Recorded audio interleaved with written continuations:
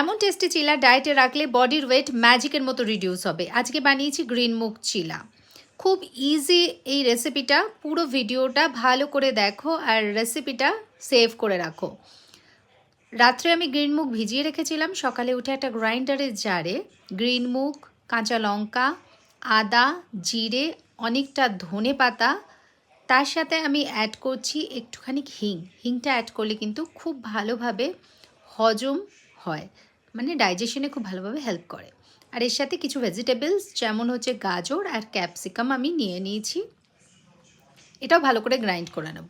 আর এর মধ্যে একটু জল অ্যাড করে নিয়েছি যাতে পেস্টটা এমন তৈরি হয়। ওকে, ভালো করে দেখে নাও যেন এরকম গাঢ়ই থাকে, কেননা চিলা একটু গাঢ়ই হয়।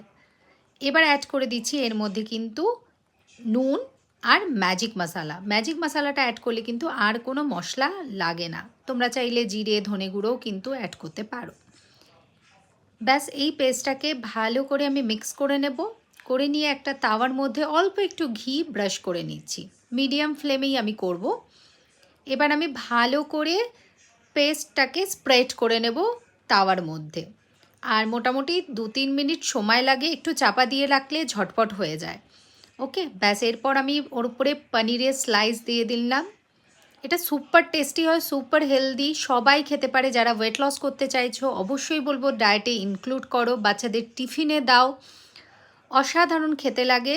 আর এর সাথে অ্যাড করে নাও একটু টক দই, এটা একটা কমপ্লিট মিল। এরকম রেসিপি জন্য অবশ্যই আমার চ্যানেলটাকে সাবস্ক্রাইব করে নিও। আর ফিট অ্যান্ড ফাইন ফরএভার থাকো। Take care, bye by.